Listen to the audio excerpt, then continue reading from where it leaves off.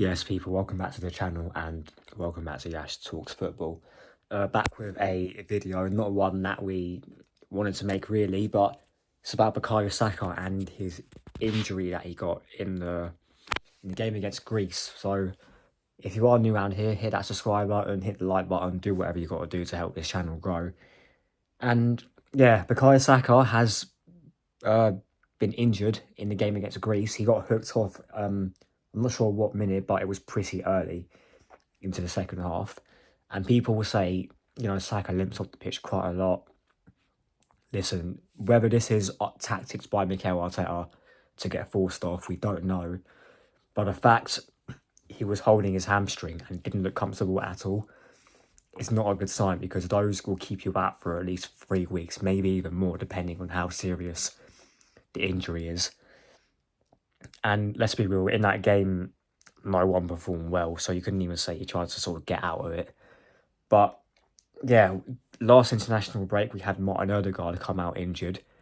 Now it's Bukayo Saka. And people say, yeah, these injuries will cost us if we were to not win the league, which in my opinion we won't anyway, because that all comes back to the transfer window video I made where we didn't do enough at all.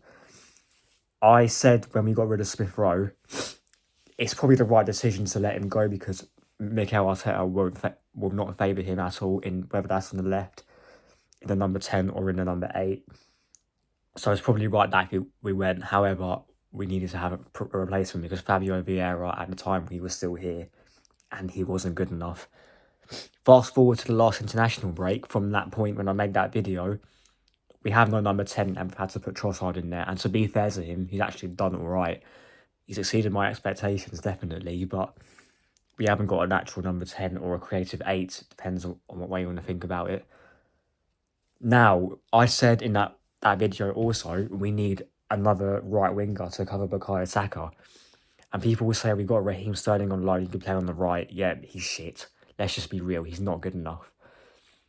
Now Saka, if this injury is as sort of concerning as we think it is, because he has returned back to Arsenal, and that's definitely not a good sign either, we're not going to have Bukayo Saka for the game. I'm pretty sure, I can't remember off the top of my head, I think we got Shakhtar, Liverpool, I think we got a cup game, I'm not too sure, but that's just before that run in November that I keep speaking about. And knowing this manager, if he's back in 3 weeks, he'll rush him back, and that might even be worse for him, because we've seen that with Gabriel Jesus when he came back with a title running, and you can tell he wasn't ready. And ever since then, he's been an absolute shadow of the player that he was when he first came to Arsenal, and a shadow of that player that we saw, and even a shadow of that player we saw before his injuries, because he's had, 2 or 3 knee surgeries since then, and he just looks like not even a footballer, like a Sunday league player at best. And even some Sunday league players are better than what he's been doing for the past couple of years. And this, like I'm saying, this all goes back to the transfer window, how he didn't do enough. And I can't remember what I gave that window.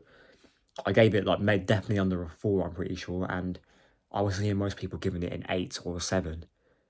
Now we're seeing how thin our squad is. I'm pretty sure we have the smallest squad in the league. So our next game, which is against Bournemouth, if this injury is as bad as it is, our front 3 will have to be Martinelli, Sterling and Havertz, with Trossard in the 10. That, for a sustained amount of time, does not give me confidence at all. And people will say Martinelli's back on form. He's been okay for a couple games at a stretch. Sterling, not good enough. Havertz is Havertz. He blows hot and cold. He'll score a couple goals with a little purple rash, and then he'll go missing. And then Trossard in the 10, okay with that to an extent. But yeah, it's all going back to the transfer window and how we didn't do enough. And if we, for some reason, don't win the league, which some people think we do, even me, we don't, they'll blame the injuries. But what we really have to blame is not doing enough in the last transfer window, and probably not even doing enough in the transfer window coming up. But look, if we get through the spell and we've got a decent amount of points on the board, gone through to the next round of the League Cup, I'll be happy with that. But chances are, with the stuff we've got now, and yes, Mikel Merino's back. However, I haven't watched enough of him before we came to Arsenal to see what he's really like. He looks okay in the games that he's come off on the bench on, but that's a really small sample size. But yeah, that's it from me. Let me know what you think of what I said in this video, whether you agree, disagree, want to challenge me on anything. Do whatever you got to do in the comment section below. Remember, like, sub, and share the content around, and I'll see you a lot in a bit.